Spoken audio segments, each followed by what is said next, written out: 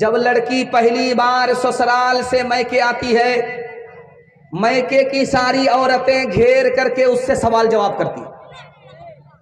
कोई औरत पूछती है कि बेटी ससुराल से आ रही हो, ससुराल कैसी थी? तो लड़की कहती सुभान अल्लाह। दूसरी औरत सवाल करती है कि तुम्हारे ससुर कैसे थे? तो लड़की कहती है माशाअल्लाह। तीसरा सवाल करती है तीसरी औरत के तुम्हारे शौहर कैसे थे? तो लड़की कहती अल्हम्दुलिल्लाह। अब एक चालाक औरत सामने आती है कि ये सब फालतू सवाल है, असल सवाल का जवाब दो, तुम्हारी सास कैसी थी? लड़की कहती अस्तगफिरुल्लाह ला हौला वला कुव्वता इल्ला बिल्लाह, जल्ले तू जलाल तू उस बला को टाल। अब माँ को तो माँ है, समझ में आ गया कि मेरी बेटी को सब कुछ पसंद है, लेकिन सास पसंद नहीं है। माँ तो माँ होती है, अदब भी देती है, हौसला भी देती है। माँ ने कहा कि बेटी तुम्हारे जवाब से मुझको सदमा हुआ, तुमको सब पसंद है, सास पसंद नहीं है, लेकिन मेरे सवाल का जवाब दो। पहली बार जो मैके से ससुराल गई थी कौन लेकर के गई? कहा सास आई थी। 100 लड़की में हमको पसंद किया, 99 को कैंसिल किया और मुझको अपने बेटे की बहू बनाकर मैके से ससुराल ले गई। अब माँ ने मौका का चौका मारा कि बेटी ये सास का ही एहसान है, इतनी अच्छी ससुराल में, ये सास का ही एहसान है, इतने अच्छे शौहर मिल गए, ये सास का ही एहसान है, इतने अच्छे ससुर मिल गए। बेटी सास बला और मुसीबत नहीं होती, कभी माँ होती है, कभी माँ से बढ़कर होती है। तीसरे नमूने को आपकी खिदमत पर रखता हूं। एक औरत बात बात पर शौहर से पिटाई खाती थी, तो परेशान होकर के खानका पहुंची कारी रूहुल्लाह साहब के पास।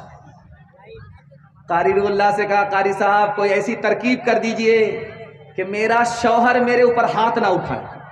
तो कारी साहब वैसे ही मजबूत आदमी, जैसी आवाज वैसी ही शान। इन्होंने कहा ऐसी तरकीब करूंगा कि कभी हाथ उठाने तक की नौबत नहीं है। पानी मंगा लिया कारी साहब ने, दम कर दिया, कहा इतना मजबूत पानी है कि कभी झगड़ा नहीं होगा, झगड़ा के लिए सोचना भी नहीं, कभी झगड़ा सोचने से भी नहीं होगा। ये पानी ले जाओ, इतना मजबूत पानी है कि कभी रिश्ता खराब नहीं होगा, कभी झगड़ा नहीं होगा, शौहर हाथ भी नहीं उठाएगा, हाथ उठाने तक की नौबत नहीं आएगी। तो उस औरत ने कहा कि कारी साहब आखिर इस पानी में कौन सा जादू है? कहा जादू बहुत बड़ा, बंगाल का जादू है। जब झगड़ा शुरू हो जाए तो करना यह है कि ढक्कन खोल करके 2-4 घोंट मुंह में लेकर के बैठ जाना, कुछ बोलना नहीं। अब क्या था, जिंदगी भर का रगड़ा झगड़ा सब साफ हो गया। कारी साहब को पता था कि औरत की जबान कैंची की तरह चलती है और मर्द का हाथ लाठी की तरह चलता है। ये अगर जबान पर काबू कर ले, वो हाथ पर काबू कर ले, तो जिंदगी में कभी झगड़ा नहीं होता है। हाथ उठाइए, वादा कीजिए। दामाद बेटी के जेल में दामाद सीधा, दामाद बेटी के झगड़े में दामाद सीधा जेल जाएगा। हाथ उठा दीजिए इंशाअल्लाह। अच्छा ये देखिए अभी दामाद भी नहीं बना है, ससुर का फर्ज अदा करने के लिए हाथ उठा रहा है। जो न देखा न सुना है वो हुआ करता है, अब तो बेपर का परिंदा भी उड़ा करता है। गालियां कोई दुआ को दिया करता है, अपना हर शख्स का किरदार हुआ करता है। अपने घर में भी सुकून से नहीं रह पाता मैं, अपने घर में भी सुकून से नहीं रह पाता मैं। रोज घर में मेरे तूफान उठा करता है, रोज घर में मेरे तूफान उठा करता है। औरतों के हवाले से आखिरी पैगाम, उम्मीद रही थी कि आपने उम्मीद से ज्यादा सुन लिया। मैं कारी साहब से कह रहा था कारी साहब 12 बज गए, आप जलसा क्या होगा, ये तो मैं अपनी नाकदरी करा रहा हूँ, लेकिन दिल खुश हो गया। कारी साहब बोले थे कि नहीं आपको लोग सुनने के लिए बैठे हैं। मैं दुआ करता हूँ आपकी जवान बेटी के लिए गैब से अल्लाह मुनासिब जोड़े का इंतजाम करना।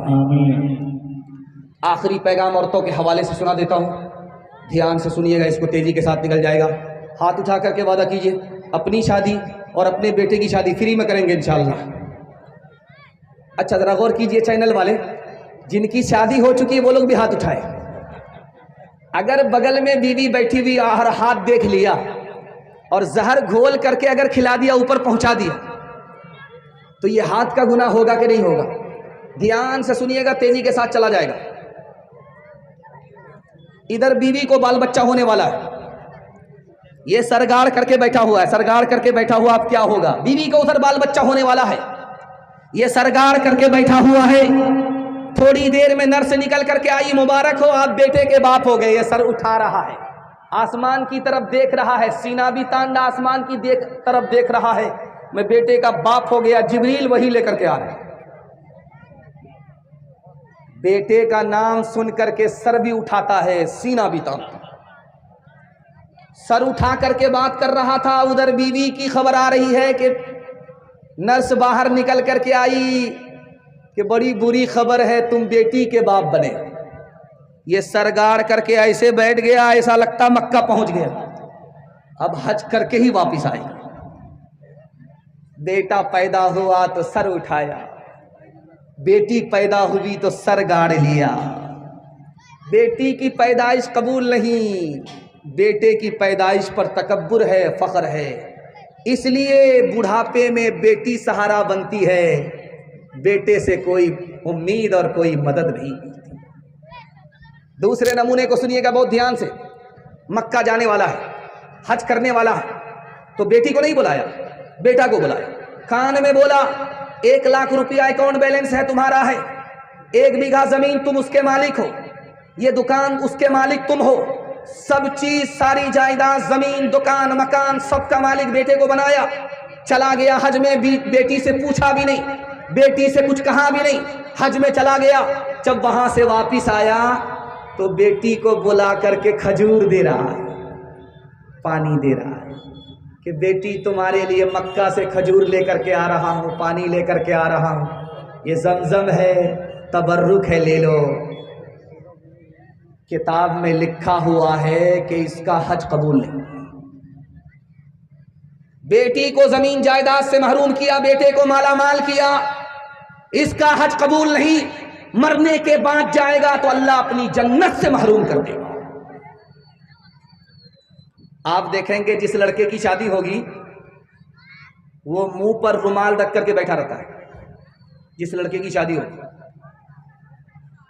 अरे भाई ये किससे पर्दा कर रहा, मर्द होकर के किससे पर्दा कर रहा? शादी के दिन आप देखिएगा कुर्सी पर बैठा होगा, लाल कुर्सी होगी और रुमाल मुंह पर रख करके बैठा रहता है। ये घोटाला ही नहीं है, ये दाल काली ही नहीं है, ये बहुत बड़ा घोटाला है, ये बहुत बड़ा घोटाला है। बेटा कुछ नहीं बोलता है, बाप बगल में बैठा हुआ होता है, बाप बेटे की तरफ से वकालत करता है। बेटी के बाप ने पूछा कि समधी बेटी हमारी है, बेटा आपका है, कोई डिमांड तो नहीं है?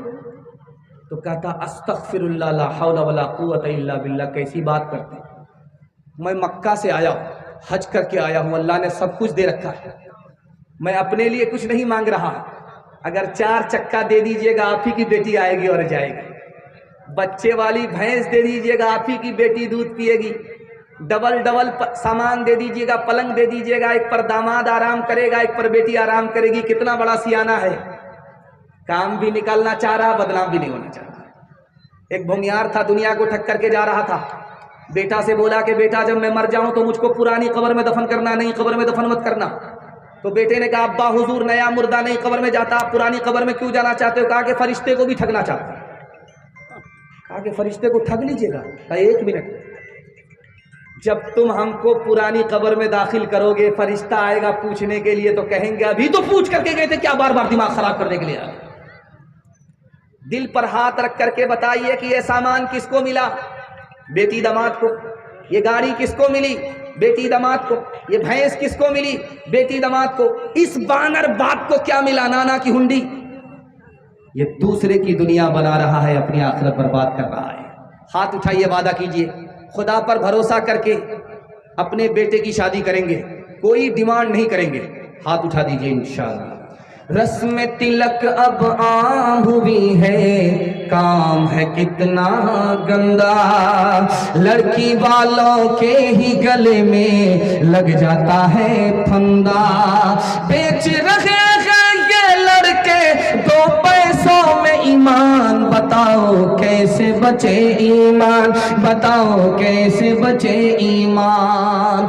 बात हुई थी 200 बाराती, मंगनी में बस 30, खाने में जब गिनती हुई तो निकले 420। बेदावत के खाते क्यों है ये जायद मेहमान, बताओ कैसे बचे ईमान, बताओ कैसे बचे ईमान। मेरे हिस्से का जलसा मुकम्मल हो गया, अब दुआ होने वाली है। ये पर्ची किसी ने दे दिया है नीचे से काली और गोरी के बारे में। ये 2025 चल रहा है, ये काली गोरी का झगड़ा अभी तक खत्म नहीं हुआ है। हम तो समझ रहे थे काली गोरी का चक्कर खत्म हो जाएगा, लेकिन अभी तक खत्म नहीं हुआ। आपकी इजाजत है शुरू कर दे? हाथ उठा दीजिए इंशाअल्लाह। ध्यान से सुनिएगा, तेजी के साथ निकल जाएगा। हारून रशीद के दरबार में 2 लड़की आई, एक काली थी एक गोरी थी। दोनों ने कहा मैं नौकरी दे दो। बादशाह ने सोचा कि दोनों को बेवकूफ बना देते, कहा कि एक ही नौकरी है, किसी को नहीं मिलेगी, इसको मिलेगी ये खुश हो जाएगी, उसको नहीं मिलेगी वो मायूस होगी, मिलेगी तो नहीं, किसी को नहीं मिलेगी। लड़की बादशाह से ज्यादा चालाक थी, कहा हुजूर इम्तिहान ले लो, जो पास करे उसको नौकरी दे दो, जो फेल हो जाए उसको यहां से बर्खास्त कर दो। बादशाह फंस गया। अब गोरी से सवाल किया कि तुम अगर साबित कर दोगी कि गोरी काली से अच्छी होती है तुमको नौकरी मिल जाएगी। काली से कहा अगर तुम साबित कर दोगी कि काली गोरी से अच्छी होती है तो तुमको नौकरी मिल जाएगी। तो झट से गोरी ने कहा मोती सफेद है, कीमत है उसकी लाखों, और कोयला है काला, पैसों में ढेर पाले। अल्लाह के नेक बंदों का मुंह सफेद होगा, और जो दोज़खी होंगे मुंह के होंगे काले। बादशाह सलामत एक तरफ मोती को देखिए गोरा होता, वैसे मैं गोरी हूं, एक तरफ जन्नती का चेहरा गोरा होगा, देखिए मैं गोरी हूं, मुझको फजीलत है, कोयले के ऊपर फजीलत होती है मोती को, और जहन्नमी के ऊपर जन्नती को फजीलत होती है, उसी तरह मुझको फजीलत है। तो काली ने सोचा कि अगर मैं खामोश रहूंगी मुकदमा हार जाऊंगी। छठ से काली ने कहा है मुश्क नाफकाली, कीमत में बेशगाली, रूई सफेद है, पैसों में ढेर पाली, आंखों की पुतली काली है, नूर का वो चश्मा, और आंख की सफेदी है, नूर से वो खाली। बादशाह सलामत कस्तूरी को देखिए कितनी महंगी होती, जैसे कस्तूरी है वैसे मैं काली हूं। रूई की कोई हैसियत नहीं है कस्तूरी के मुकाबले, और काली जो पुतली है उसी में नूर होता, जो सफेदी होती वो नूर से खाली होती। मुझको गोरी पर फजीलत है, और मुझसे बढ़कर के ये गोरी हो नहीं सकती। गोरी खड़ी खड़ी देख रही थी, कहा कि अगर इसको मौका देंगे ये बाजी लेकर के चली जाएगी। उसने एक मिसरा कहा कागज सफेद है कुरान पाक वाले, झट से काली ने कहा और उन पे जो लिखे हैं कुरान के हर्फ काले। अगला मिसरा अगली लड़की ने पेश किया, रुख मुस्तफा है रोशन, दांतों में है उजाला। काली ने कहा और जुल्फ उनकी काली, कमली का रंग काला। बादशाह वजीर से कहा कि लड़कियों में क्या हो रहा? कहा हुजूर रगड़ा और झगड़ा खत्म होकर के अब मुशायरा चल रहा। कहा क्या करना चाहिए? कहा थोड़ा सा सब्र कर लीजिए, बखेड़ा तो आप ही ने खड़ा किया, देखिए ऊंट किस करवट पर बैठता है। तो गोरी लड़की ने बादशाह को बड़े प्यार से मुखातब किया, इंसाफ कीजिएगा, कुछ सोचिएगा प्यारे, सूरज सफेद रोशन, तारे सफेद सारे। बादशाह सलामत सूरज को देखिए मेरी तरह गोरा, चांद को देखिए मेरी तरह गोरा, सितारे को देखिए मेरी तरह गोरे, मुझको फजीलत है। झट से काली ने कहा इंसाफ कीजिएगा है आप अक्ल वाले, काला गिलाफ काबा हजरत बिलाल काले। बादशाह सर गाड़ करके बैठ गया, उसका सर चकरा गया, उसको कुछ भी समझ में नहीं आ रहा है। वजीर ने कहा हुजूर दोनों को नौकरी दे दीजिए वरना कयामत की सुबह तक मुशायरा जारी रहेगा। तालीम औरतों को भी देनी जरूर है, देनी जरूर है। लड़की जो बेपढ़ी हो तो वो बेशोर है, बेशोर है। उसने मुआशरत में सरासर फतूर है, और इसमें वालिदैन का बेशक कसूर है, बेशक कसूर है।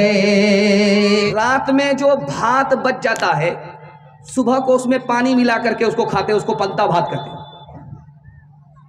रात का भात बच गया, सुबह को मिर्च को भून करके भात में पानी डाल करके पंता भात खा रहा था, कहता था सुभान अल्लाह। दूसरा लुकमा उठाता था, कहता था अल्हम्दुलिल्लाह। तीसरा लुकमा उठाता था, कहता था माशाअल्लाह। बगल का एक आदमी बोला कि पंता भात खाने में बड़ा मजा आ रहा तुमको, हर लुकमा पर तुम सुभान अल्लाह बोल रहे हो, माशाअल्लाह बोल रहे हो। हम तो जब तक बिरयानी नहीं मिलती तब तक हम माशाअल्लाह नहीं बोलते। अगर तुम इतना सुभान अल्लाह बोलोगे, अल्हम्दुलिल्लाह बोलोगे, माशाअल्लाह बोलोगे तो नौज बिल्लाह खुदा की आदत खराब हो जाएगी, वो रोज तुमको पंता भात ही खिलाएगा। हाथ उठाइए, वादा कीजिए जो खुदा से नहीं मिला ससुर से लेंगे इंशाअल्लाह। हाथ उठा दीजिए दो चार आदमी। अच्छा देखिए वो लोग भी हाथ उठाए जिनका ससुर मर गया। अंधेरी रात का मंजर बदल सको तो चलो, चराग बन के जो महफिल में जल सको तो चलो। लिबास जिस्म बदलने से कुछ नहीं होगा, लिबास जिस्म बदलने से कुछ नहीं होगा। किसी गरीब की किस्मत बदल सको तो चलो, किसी गरीब की किस्मत बदल सको तो चलो। सीरत नबी के हवाले से पैगाम मस्जिद को सामने रखिए, आपकी खिदमत में आ रहा है और बड़ी तेजी के साथ आपका जलसा निकल रहा है। मैं तो जब आया तो देखा कि आप लोग थके हुए हैं, मुकदमा हार करके बैठे हुए हैं, तो मुझे महसूस हो गया कि ये जलसा नहीं है, मिलाद है। अगरबत्ती जलाता हूँ, मोमबत्ती जलाता हूँ, सबका फातिहा करके यहाँ से चला जाता हूँ। लेकिन अल्लाह का शुक्र है आपकी चमकती हुई पेशानी में हौसला जिंदा हुआ।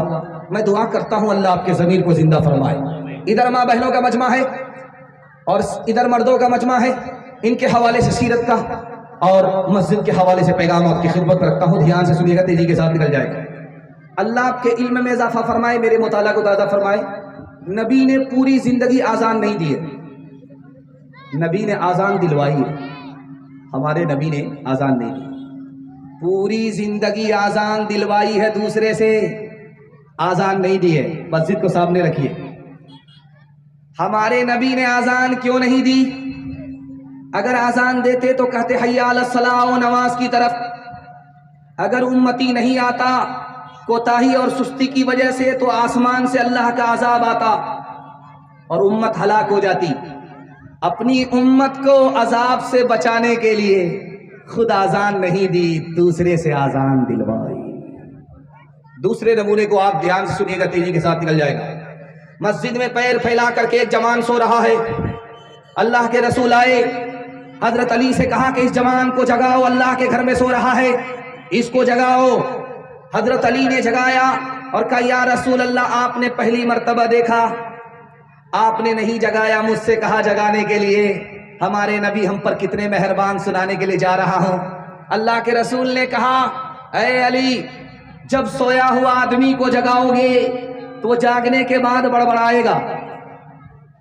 अगर मैं जगाता, वो बड़बड़ाता, मैं नबी था, वो मेरा उम्मती था, मेरी शान में गुस्ताखी होती, उसका ईमान खतरे में पड़ जाता। इसलिए तुमसे कहा कि तुम जगाओ ताकि उसका ईमान महफूज रहे, खतरे में न जाए। आखिरी नमूना आपकी खिदमत पर रखता हूं, ध्यान से सुनिएगा। आजान की सदा आ रही है मस्जिद से, बीवी सामने आई, कहा खैरियत तो है? तो आपने पूछा कि तुम कौन हो? कहा मैं आयशा हूं। कहा तू कौन आयशा है? कहा अबू बकर की बेटी हूं। कहा कौन अबू बकर? का अबू कहाफा के बेटे। कहा कौन अबू कहाफा? डर के मारे भाग गए। बाद में आकर के जब आजान खत्म हुई, पूछा या रसूल अल्लाह, आजान हो रही थी, मैं आपके सामने आई, मैं आपकी बीवी आयशा, आपने मुझे नहीं पहचाना, मेरे बाप को आपने नहीं पहचाना, मेरे दादा को आपने नहीं पहचाना। उस मौके से अल्लाह के रसूल ने फरमाया, ए आयशा, जब मस्जिद से आजान की सदा होती है तो मैं सिर्फ और सिर्फ अपने खुदा को पहचानता हूं, किसी को नहीं पहचानता। हाथ उठाइए, वादा कीजिए, आज आजान सुनेंगे, कल नमाज पढ़ेंगे इंशाअल्लाह। खैर, माशाअल्लाह। अच्छा, जरा जलसा खत्म होने दीजिए, एक एक पुड़िया आप लोग को जहर खिला करके हम जाएंगे। नबी आते रहे आखिर में, नबियों के इमाम आए, वो दुनिया में खुदा का खैरी पैगाम ले आए, झुकाने आए बंदों की जबी अल्लाह के दर पर, सिखाने आदमी को आदमी का एहतराम आए। वो आए जब तो अज़मत बढ़ गई दुनिया में इंसान की, वो आए जब तो बंदों को फरिश्तों के सलाम आए, वो आए जब तो बंदों को फरिश्तों के सलाम आए। छोटे छोटे बच्चों को देखा मैंने कि बड़े बूढ़े तो बाद में खिसक करके आए, लेकिन छोटे छोटे बच्चे पहले आ गए थे। और ठंडी चवन्नी के हवाले से आपकी खिदमत पर पैगाम है, यहाँ से लेकर के वहाँ तक सुनने के लिए तैयार है। जोश के साथ हाथ उठाइए, इंशाअल्लाह। घबराना नहीं है, साथ खुद माफ है। मैं भी आपकी जगह होता, अचानक सवाल होता, मैं भी फंस जाता। आपको शर्मिंदा करना मकसद नहीं है, ये देखना है कि आप हैं कहाँ। आप दिलो दिमाग से, ध्यान से हमारे पैगाम को सुन रहे हैं कि नहीं सुन रहे हैं। बच्चों के हवाले से पैगाम आपकी खिदमत पर रखता हूँ, ध्यान सुनिएगा।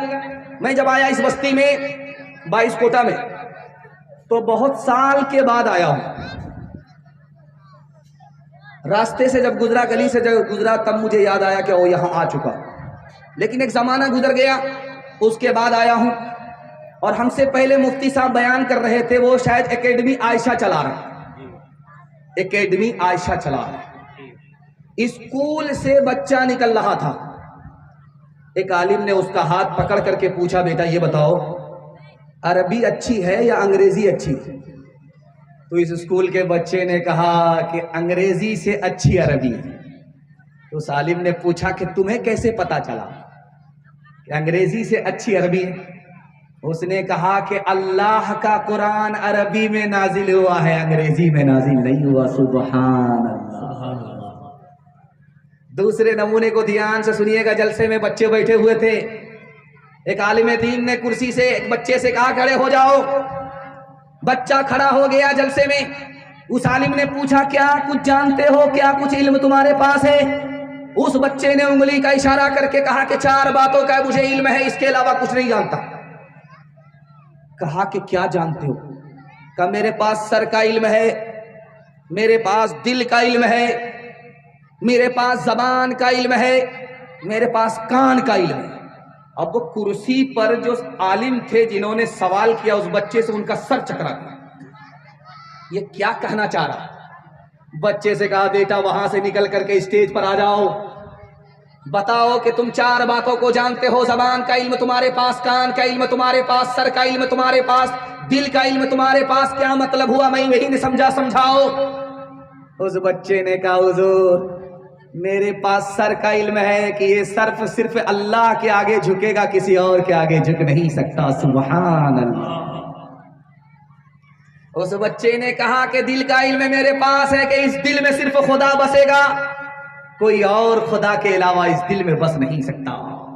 ज़बान का इल्म मेरे पास के कुरान पढ़ना है, कान का इल्म हमारे पास के इस कान से कुरान को सुनना है। सुभान अल्लाह। मैं कबूलियत की घड़ी में दुआ करता हूं ऐसा होनहार बेटा अल्लाह सबको अता फरमाए। तीसरे नमूने को सुनिएगा। ये देखिए बोतल है, इसमें पानी है। इस बोतल का साइज आप देखिए, 1 लीटर इसमें पानी है। बच्चा स्कूल से निकला, इबलीस रास्ते पर खड़ा था, उसने इस बच्चे को पकड़ा और बोतल दिखा करके कहा कि बेटा ये बताओ, ये जमीन और ये आसमान इस बोतल में आ सकता है? आयशा एकेडमी का बच्चा है, मकतब अबू हुरैरा का बच्चा है।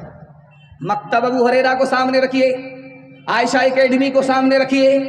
मकतब के बच्चे से इबलीस का सवाल है, आसमान इस बोतल में आ सकता है, जमीन इस बोतल में आ सकती है? उस बच्चे का जवाब सुनिए, अल्लाह सबको ऐसा होनहार बेटा अता फरमाए।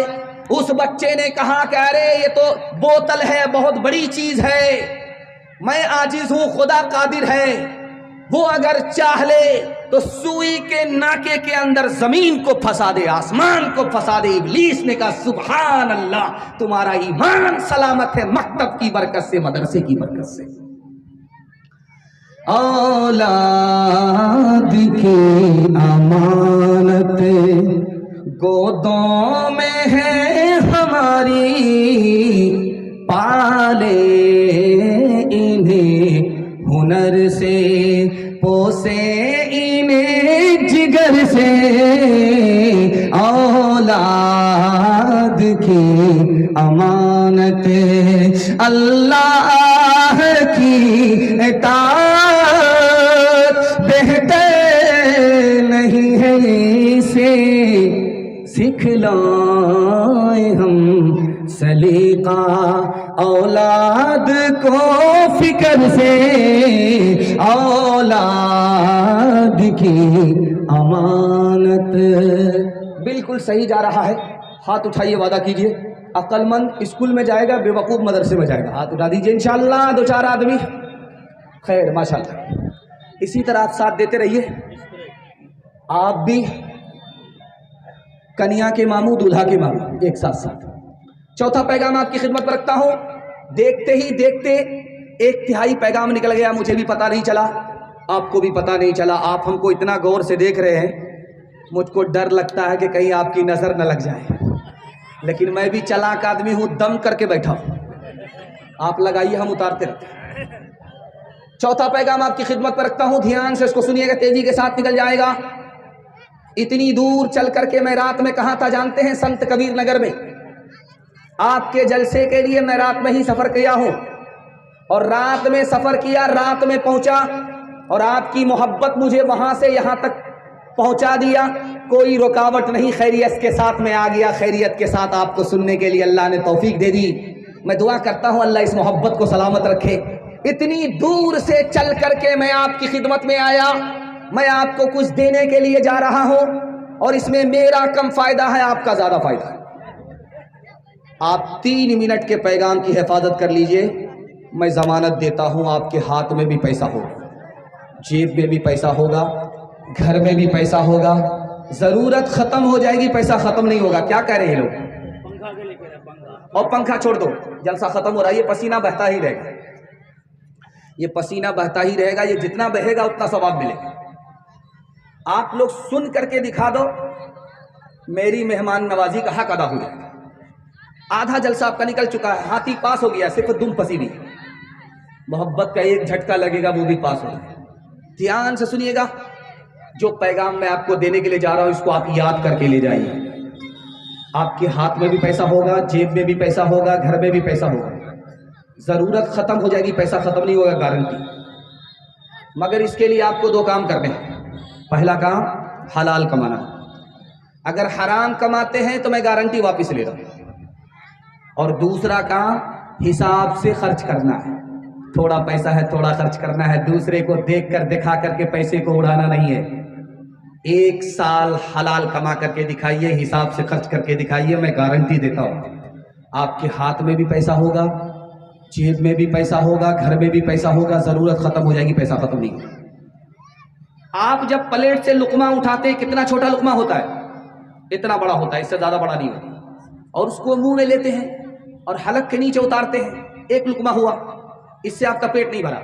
फिर आपने दूसरा लुकमा उठाया, हलक के नीचे उतारा, वो उतर गया, आपकी भूख नहीं मिटी। जानते हैं ये 2 लुकमा आपने उठाया हराम है, बाकी सब हलाल है, सिर्फ 2 ही लुकमा हराम है।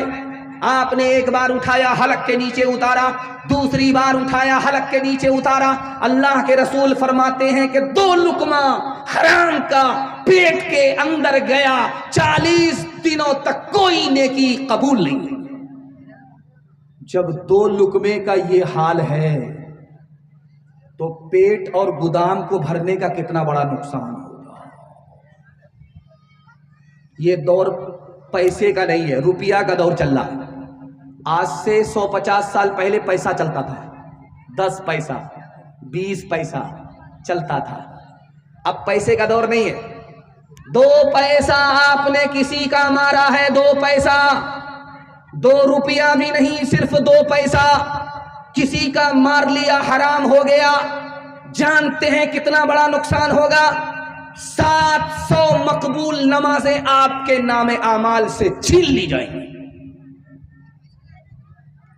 एक चीज गौर कीजिएगा जब घर में जाइएगा, खैर माशाल्लाह आवाज माइक का काम कर रहा है और रोशनी में दिक्कत आ रही है, लेकिन आप हमारी तरफ ध्यान रखिए, थोड़ी देर में आपका जलसा मुकम्मल हो जाएगा।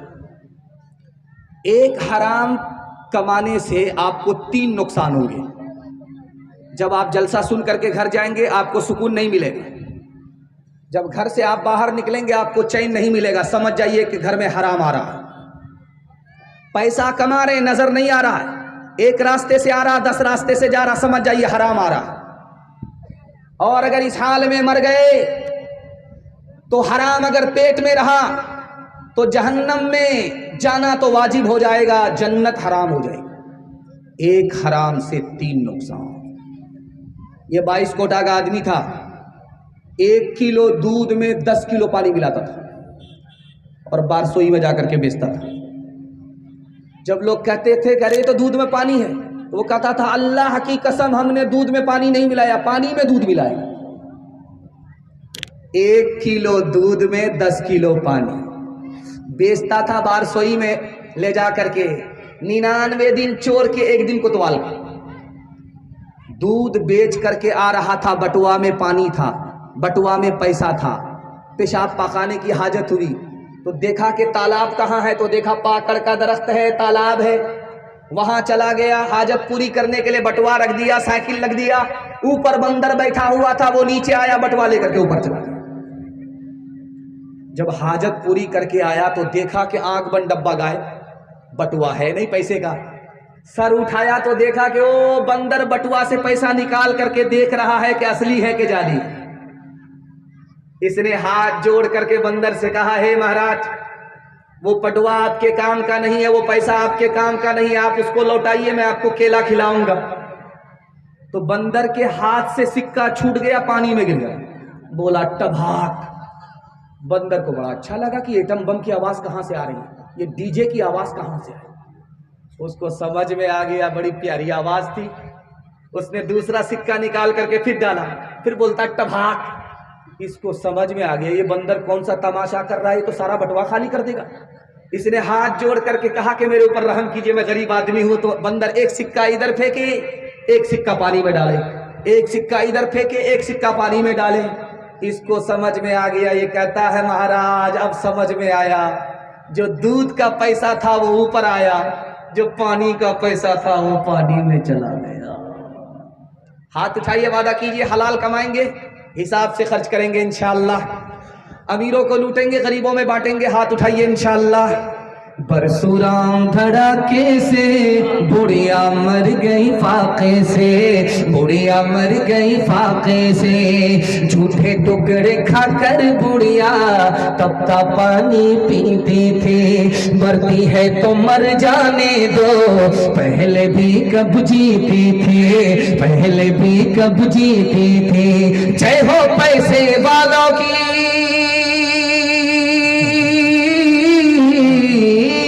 जय हो पैसे वालों की, गेहूं के दलालों की। इनका हद से बढ़ा मुनाफे, कुछ ही कम है डाके से, कुछ ही कम है डाके से। परशुराम धड़ाके से बुढ़िया मर गई फाके से। कल युग में भी मरती है, सतयुग में भी मरती थी। ये बुढ़िया इस दुनिया में सदा ही फाके करती थी, सदा ही फाके करती थी। जीना उसको रास न था,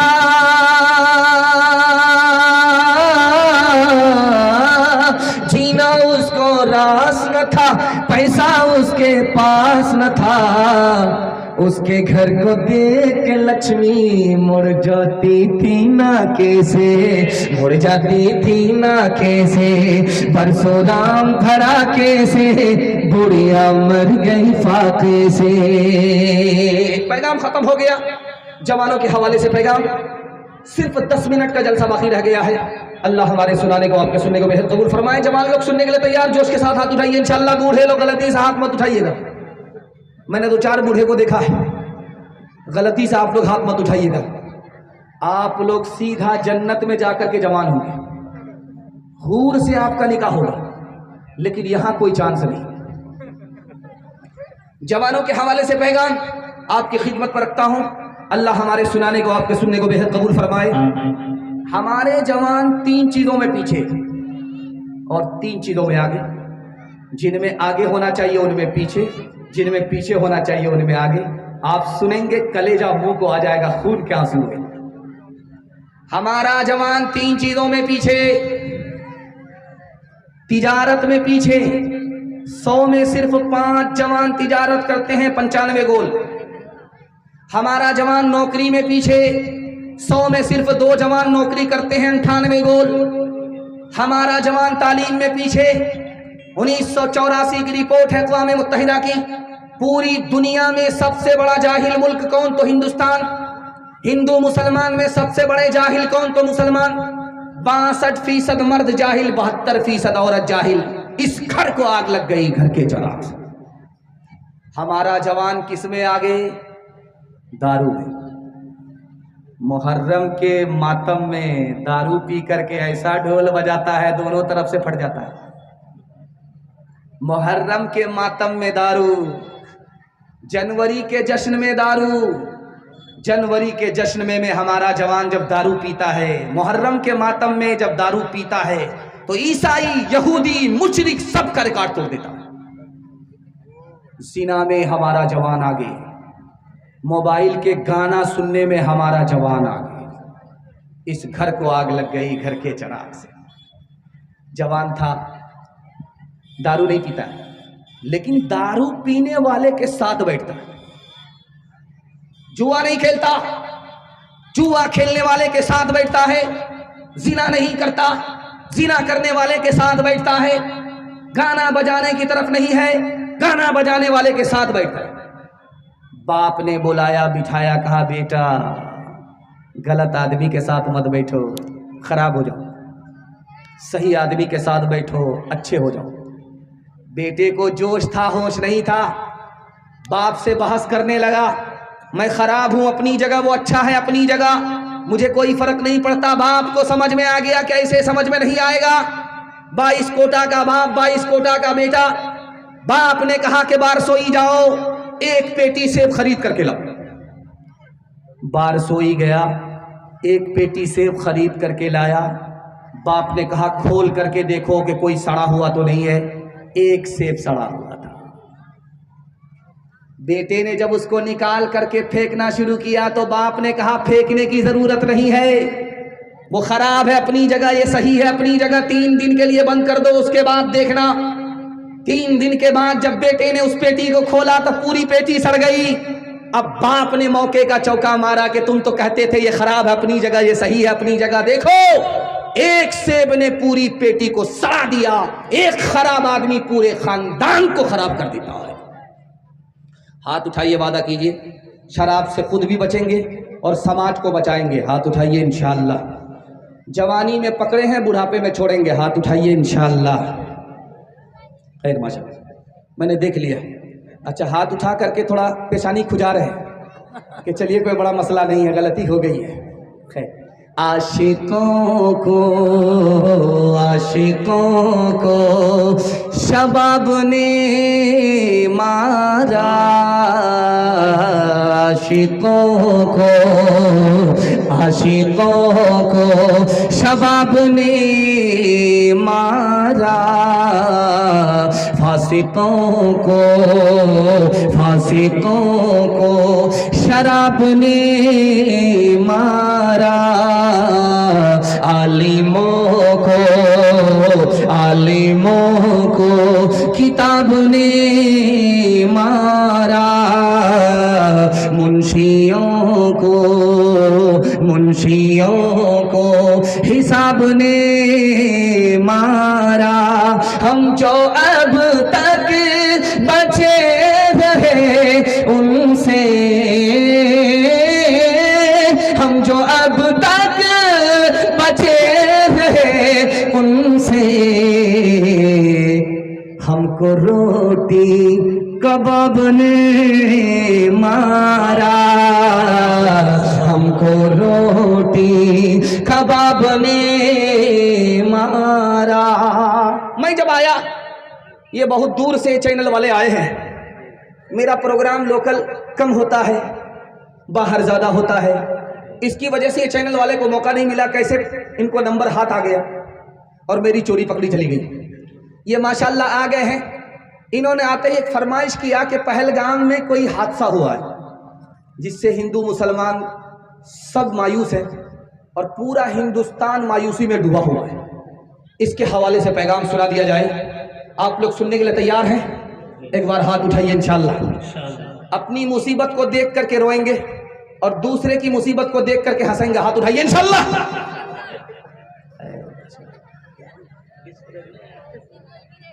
डिस्क ब्रेक आ रहा है। जलसा जब खत्म हो जाएगा तब डिस्क ब्रेक लगेगा। पहलगाम में पहली खबर आई कि आतंकी हमला हुआ, 27 लोगों की जान चली गई।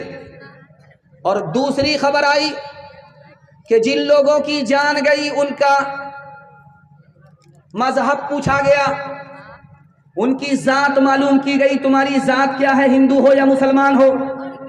मुसलमान हो तो अलग हो जाओ, हिंदू हो तो सामने आ जाओ, मेरी गोली के निशाने पर आ जाओ।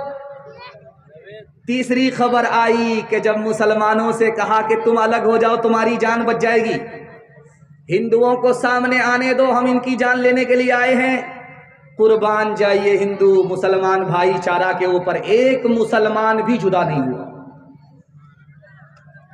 हिंदू के साथ मुसलमान रहा। जब गोली चली तो मुसलमान की जान भी चली गई। अब गोली चली है, 27 लोगों की जान गई। उसमें सिर्फ हिंदू ही नहीं है, मुसलमान भी है। और मुसलमान की जान कुर्बान जाइए पहले गई है, हिंदू की जान बाद में गई है। चूंकि जान लेने वाला आतंकी जब उसने राइफल को तान लिया तो मुसलमान ने आकर के उसका हाथ पकड़ा, राइफल छीना। राइफल छीनने के नतीजे में पहले उस मुसलमान की जान गई, बाद में 27 लोगों की जान गई, हिंदू मुसलमान दोनों की जान गई। फिर चौथी खबर आई, 28 लोगों की जान बचाई गई। एक आदमी ने 28 आदमियों की जान बचाई। वो जान बचाने वाला मुसलमान था और जान जिसकी बचाई गई वो हिंदू था। हिंदू मुसलमान का भाईचारा, उसको सलाम कीजिए। नजाकत हुसैन नाम के आदमी ने अकेले तने तनहा 28 हिंदुओं की जान बचाई। अब देखने वाली बात यह है कि मुसलमान ने गैर मुस्लिमों की जान क्यों बचाई? कश्मीर के मुसलमान को सलाम कीजिए, कश्मीर के लिए दुआ कीजिए, अल्लाह उसको आबाद रखे, मुबारकबाद रखे। उनके शहीदों की अल्लाह बाल बाल मग़फ़िरत फरमाए, जन्नतुल फिरदौस में जगह अता फरमाए। और जिन्होंने जान पर खेल करके जान बचाई, बहादुरी का सबूत दिया, अल्लाह उस जवान की उम्र में, जवानी में खूब खूब बरकत अता फरमाए। कश्मीर के मुसलमानों ने गैर मुस्लिमों की जान क्यों बचाई? अब देखिए, इस्लाम का दर्स मिला था कि तुम्हारे मेहमान हैं, मेहमान का इकराम करो। कश्मीर के मुसलमान के यहाँ गैर मुस्लिम मेहमान थे, मासूम थे, बेगुनाह थे। मेहमान के इकराम में मेजबान ने अपनी जान दे दी, जान की परवाह किए बगैर 28 लोगों को बचा दिया। ये इस्लाम की बरकत है। उन मुसलमानों ने हिंदुस्तान का सर फख्र से ऊंचा कर दिया। अल्लाह के रसूल कुर्सी पर बैठे हुए थे, जनाजा जा रहा था, खड़े हो गए। बगल में कारी रूहुल्लाह साहब की तरह एक सहाबी बैठे हुए थे। अल्लाह के रसूल से पूछा कि या रसूल अल्लाह, अभी आप तो बैठे हुए थे, खड़े क्यों? कहा कि उस जनाजे की वजह से। कहा वो जनाजा मुसलमान का नहीं है, गैर मुस्लिम का है। अल्लाह के रसूल ने उस मौके से फरमाया कि मुझे पता है कि गैर मुस्लिम का जनाजा है, लेकिन गैर मुस्लिम वो बाद में है, पहले इंसान है। इंसान के एहतराम में इंसान खड़ा हो गया। तदबीर से बिगड़ी हुई तकदीर बना ले, अपने पे भरोसा है तो ये दाव लगा ले। डरता है ज़माने की निगाहों से भला क्यों, इंसाफ तेरे हाथ है, इल्जाम उठा ले। क्या खाक वो जीना है जो अपने ही लिए हो, खुद मिट के किसी और को मिटने से बचा ले, खुद मिट के किसी और को मिटने से बचा ले। औरतों के हवाले से मुझे 3 पैगाम देना है, जलसे को मुकम्मल करना है 5 से 7 मिनट में। यहां से लेकर के वहां तक आप लोग सुनने के लिए तैयार हैं? जोश के साथ हाथ उठाइए इंशाअल्लाह। हर काम बीवी से पूछ करके करेंगे, हाथ उठाइए इंशाअल्लाह। बीवी को सर पर बिठाएंगे, हाथ उठाइए इंशाअल्लाह। बहन से ज्यादा साली पर मेहरबान होंगे, हाथ उठाइए इंशाअल्लाह। बताइए, माशाअल्लाह, रिकॉर्ड तोड़ दिया आज बारसोई का, बारसोई का रिकॉर्ड टूट गया। ध्यान से सुनिएगा, तेजी के साथ निकल जाएगा। छोटा भाई है, उसका बाल पक गया, और बड़ा भाई है, उसका बाल काला है।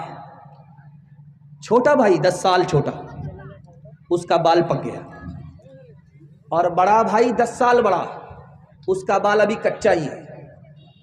पूछने वाले ने कहा, अरे ये क्या हो रहा है? तुम छोटे हो, 10 साल छोटे हो, तुम्हारा बाल पक गया। वो तुमसे 10 साल बड़ा है, उसका बाल अभी कच्चा ही है। उसने कैसी बात कही, आपके सामने रखता हो। उसने कहा कि उसके घर में कभी झगड़ा नहीं होता है मियाँ बीवी का, उसकी बीवी नेक है, वो नेक है, कभी झगड़ा नहीं होता। झगड़ा नहीं है, वो बूढ़ा होकर के भी जवान है। मेरे घर में रोज झगड़ा होता है, झगड़े के नतीजे में मैं वक्त से पहले बूढ़ा हो गया।